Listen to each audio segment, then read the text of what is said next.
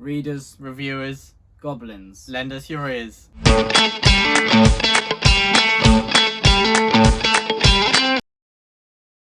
Good morning and afternoon, fellow book lovers. Ladies and gentlemen. Everyone else not sitting on a cushion. Welcome to the Brothers Gwynne channel, where we discuss a whole array of books. And today we will be reviewing Daniel B. Greene, the Dishevelled Goblin's first novella called Breach of Peace. So this is the first novella that he's written in a world that he wants to explore further. With future novellas and a novel, he's hoping to refine his writing skills, and it was, spoiler alert, really great. Yeah, Daniel, if you're not aware, Daniel has a massive following on YouTube. In the booktube community. He does amazing videos about fantasy and sci-fi books and a whole manner of other things around that kind of genre, and he's got some really great in-depth videos, lots of interviews as well on his channel, so check it out. Definitely, it's well worth a watch. We will review it just like we would review any book, but I can definitely say that we both really enjoyed this. We're pleasantly surprised. And we're really looking forward to going into a bit more depth about the book. Yeah, we'll obviously give a completely honest review. We'll talk about the positives and negatives of what we thought about this novella. Obviously, it is a novella, so it might be a bit shorter than the other book reviews that we've done on the channel, but we'll be following the same format, going from characters, plot, and so on and so forth. So, quickly, we will just read off a blurb of Breach of Peace. When an imperial family is found butchered, officers of God are called to investigate. Evidence points to a rebel group trying to stab fear into the very heart of the Empire. Inspector Clidd begins a harrowing hunt for those responsible, but when a larger conspiracy comes to light, she struggles to trust even the officers around her. Dun dun dun! So, of course, very interesting blurb there. We'll dive straight into a discussion of the characters. So I thought that the characters in Breach of Peace were one of the strong points of this novella, from Clidd to her husband Samuel to a detective Chapman. I think that obviously we see that there's a strong detective influence in this story, and most of the main characters are inspectors, and so we follow them around in their job, day-to-day lives, but they stumble across quite a special case. And I think we really see, in quite a realistic way, I'd say, how they react to these terrible scenes that they see before them. It made me kind of think of Red Dragon, Silence of the Lambs, kind of those murders, as the three detectives kind of pieced them together. We immediately meet Inspector Clidd, and she's just pretty cool, isn't she? Yeah. She's pretty high up in the Officers of God. Is it the Officers of God? Yeah. She's pretty high up in the Officers of God, and she's definitely got a knack for kind of reading between the lines, trying to piece together the clues. And there's quite a harrowing scene to start with, and Inspector Clidd kind of approaches it very realistically. I was very impressed with how Daniel Greene portrayed his characters. I like that Inspector Clidd and her husband, Samuel, had a very positive relationship. Most relationships in any literature really are kind of full of anger, tragic, betrayal,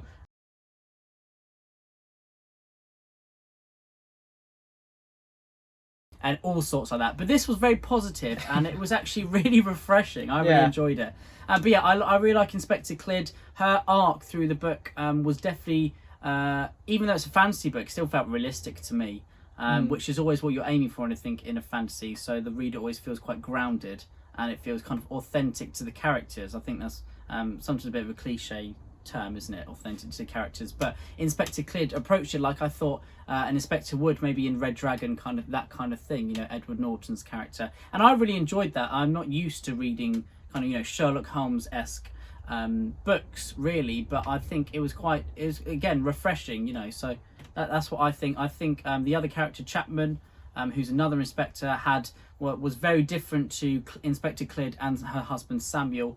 And he had his own kind of quirks, his own niches about him, and I think that turned him into a really strong character. And all three together kind of were harnessed really well. I think any other characters really were kind of 2D, but that was expected from me, and to even connect with three characters in a novella as short as this, I think is actually really impressive. Yeah, I think the three central figures, I think that Daniel really knew their minds. And I think that it really reflected like their professionalism, but how we saw their internal monologues as well and their thoughts. And I thought it was really interesting because in real life, the disparity between what they're thinking and how they had to act in their position as policemen. And again, I think the three central figures in particular, I think Daniel did a really good job of. Yeah, I think any of the characters away from the central figures, they don't need to be, you know, hyper realistic or anything like that. They don't need to feel like, oh, these are real people, they've got their own lives and that kind of stuff. You know, they're there. I didn't mind that they were kind of there for the plot. It didn't really bother me because this is a novella, you know. Yeah, it doesn't detract too much. Absolutely, yeah. So, moving on to prose then, I think this was probably the weakest area of the book, although I did give the book 4 stars on Goodreads, so not exactly a massive weakness. I think, I mean, you can tell it's Daniel's debut, which you can usually tell it's most published authors' debut as well. You know, I think it's very hard to find an author who hasn't had to be edited at some point, you know. But I think his descriptions, it felt a little bit overwritten at times. I think the beats through the story, his prose was written really well, and I think he's got a nice an individual voice, but I think some parts were a bit clunky, and I think maybe if just kind of a little bit more was trimmed, or just a little bit more focus on making everything as effective as possible, especially when you've got such a small word count as a novella. Then I'm really looking forward to reading book 2, because I think he will come on leaps and bounds, and I think it will really improve as the more people write, the better they get at it. Yeah, I completely agree. I think the prose at times it seemed a bit like Daniel wasn't entirely comfortable, but contrasting with that, I think the dialogue was actually one of his strongest. Yeah, that's my favourite bit about it. So it goes from I'd say the weakest part to the strongest part, reflecting on what portion of the prose that we're talking about. The dialogue I thought was great, and I think that just links to the characters, that he really knew their minds, these 3 central figures. And so whilst obviously we are critiquing the prose, we'd still say that it's not a big detractor. It's not a problem that it didn't present a barrier for reading on. It was just perhaps weaker than the other aspects, and we think that that is the aspect that Daniel may be looking to improve on the most for his next novella. Yeah, I wouldn't go into it thinking I'm going to have a Patrick Rothfuss kind of prose, or a Giles Christian, or a Robin Hobb. But then how many authors do have that kind of prose? Exactly, apart from Patrick Rothfuss, Giles Christian and Robin Hobb. But yeah, so don't go into it thinking that. Just go into it thinking, for what it actually is. It's a debut, a well-written debut with nice beats through the story. Nice prose, great dialogue. Like you said, Will, I loved the dialogue. I think that was the strongest piece, and it just, like you said, reflected the characters, because that fed into being able to liken towards a character and being able to empathise with the characters as well. And through their dialogue, that's another kind of medium of getting the reader to feel in the character's shoes. Great, so now we will talk about plot, I believe, Dex. Yeah, talking about plot, I think that we can see that, I know I've watched Daniel's channel for quite a while, and I know that he absolutely adores the Sherlock Holmes tale by Arthur Conan Doyle, and I think we can see that in his plot, this detective-inspired piece. And I think that he really does a great job of drip feeding information and really engaging you as a reader in the mystery that is emerging through this novella. And I think for a novella in particular, I think that during a short amount of time you do immediately become interested. And a lot happens, doesn't it? Yeah, a lot does happen. I think that it is a quick pace, but it's not too quick.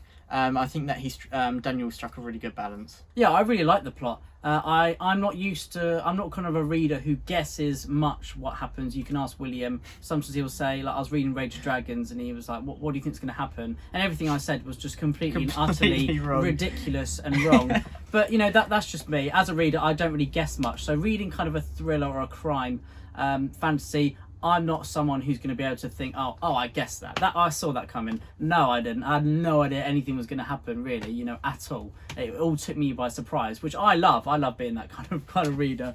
There's not too much that I can actually guess. I really enjoyed the plot. I think it definitely followed a nice kind of crime staple, and it kind of the beats of the story kind of fed off into some of the characters, some conflict, and there was enough conflict to keep you kind of interested straight away from the hook. The crime scene at the beginning, it's so harrowing and so disturbing that kind of you just can't help but turn the page, and you really want to find out what happens. And by the time you get to the end, your mind is just completely blown. There were some twists that I really, really loved. I think they were absolutely excellent. They were used really well. And I think they were really different to lots of other stuff that I've actually read. especially considering that I'm reading a fantasy as well, which I really liked. It kind of, even though it felt like I was actually kind of there in the minds of the inspectors, they weren't kind of considering this fantastical elements, and neither was I until it actually happened. And I was like, oh wait, hold up, this is actually, you know, a fantasy, you know, which I think was great. Also want to say with plot that obviously it does have grimdark elements to, and we can see that Daniel has been inspired by the grimdark subgenre, but it's not completely grimdark. I think that we get some shocking scenes very early on, and I think it's particularly grimdark in the violence, but I wouldn't say that it's much beyond that. So it's authentic, I'd say, is what it is. Now on to action. I like the action. There wasn't too much of it.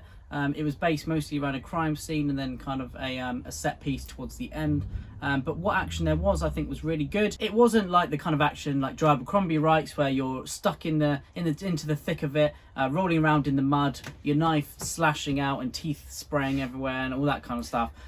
It was kind of more police style, but similar to what we were talking about when we were talking about Rivers of London. You know, that kind of breaking and entering, kind of police chases, and the set piece at the end was very fantastical, mixed in with kind of the powers that police have. You know, using kind of industrial guns, that kind of thing. But the action furthered the plot rather than action for action's sake, which I think is a good thing. Yeah, furthering with the action, I think that there's actually a bit in here which I was actually scared. There's just this huge build-up of suspense. In the, I'd say, unwavering drum of dread. Exactly. I'd say Breach of Peace is split into 3 phases, and I think that each one really built to a good climactic scene that got bigger and bigger each time. And I think one of them I was scared, and I think the action, it was blood pumping, page turning, and I think that again is just a really solid part of Breach of Peace. Now on to the world building of Breach of Peace. Yeah, so with the world building, we're thrust into an industrial based fantasy world with the big picture of the Empire. That's something that we've seen in the fantasy genre a lot, but I don't think that's necessarily a bad thing. In Breach of Peace, I'd say that obviously it's a novella, so Daniel just really lays the premise for what is to come, and I think that there's a lot of potential in this world. We have the officers of God, we've got obviously there's a religious aspect, but we haven't really delved too far into that in Breach of Peace. So I think more of the world building, I think that it's a great beginning to crafting this really authentic world with depth. I think we just see the first step of that, and I think that is something that Daniel is really going to be crafting along the way with his further projects. Yeah, I think the world kind of feels a bit like Dishonored, the video games, mixed with what sounds like the Age of Madness. I haven't actually read that yet. That is coming up very soon. I will be binging that just before the 3rd one is released in September. But yeah, it feels kind of that industrial setting. I haven't read too much about it with industrial fantasy especially, to be honest. So I really enjoyed it, kind of thinking of the dark smoke plumes rising above the cities and the dark rainy streets, that kind of stuff. The police officers with revolvers and that kind of technology, with the nice waistcoats. You know, it's just pretty cool. Yeah. There wasn't anything kind of groundbreaking for me. I liked Daniel's names, the names that he used, kind of the officers of God and that kind of stuff. And like you said, there's definitely seems like a religious aspect that will be coming up in the next couple of novellas, and hopefully the novel at the end of these as well. So I think there's a lot of promise and a lot of potential, and I'm looking forward to seeing what Daniel does with the rest of the world building. And now, in extension to talking about world building, we always discuss the themes. I want to say that some of the major themes that obviously is police work, and I think that Daniel really engages with obviously the horrors that police view, but also the abuse of police power. And I think that Daniel handles this quite sensitively. He takes quite an ambivalent approach. I think that we as a reader can obviously see that it's morally wrong, a lot of what they do, but we can also sympathise with what they are viewing, these gruesome, terrible scenes. And I think that Daniel does that, really engages with these things really well. And it's not really something that I've seen done very well before. I think in books I've read that they have had this aspect, but it's more just the author tries to justify it because of the perspective is our protagonist. But I think that Daniel avoids that, and I think that was just really interesting to read. Yeah, definitely. It's definitely a reflection upon our society today, and I think it's up to the reader kind of to interpret that. So there we are then. So that is our review of Breach of Peace. in a summary then, I really enjoyed it. I gave this 4 stars on Goodreads. I think it was a really, really solid read. I really enjoyed it. I would recommend it to a lot of people. I think maybe some of the writing was a bit clunky in some areas, a bit overwritten, but apart from that, the dialogue was strong, the characters were empathetic and enjoyable voices to actually read. They weren't kind of just 3 characters bogged down with details and things trying to be crammed into it. And I think that's especially considering that it's a novella. I think you can probably maybe forgive an author if they want to include so much into a novella, but this felt very much like it was a teaser trailer for what's to come, and I'm really looking forward to reading the next book, so I'll definitely pick them up if Daniel is kind enough before release as well, whenever he releases them in the future. Yeah, I'd say I was really pleasantly surprised, because obviously watching Daniel's videos, he's hilarious, really funny, and I think that I was pleasantly surprised that doesn't completely reflect in Breach of Peace. He can go from a severe, serious tone as well. It's dark. Yeah, it's pretty dark. And I think that there wasn't much humour. I think there's a few little moments, but again, authentic. And I just thought it interesting that he can deviate from his normal personality, and I think that is something that authors need as a strength to not just reflect themselves. And I think that Daniel had really great characters, great dialogue.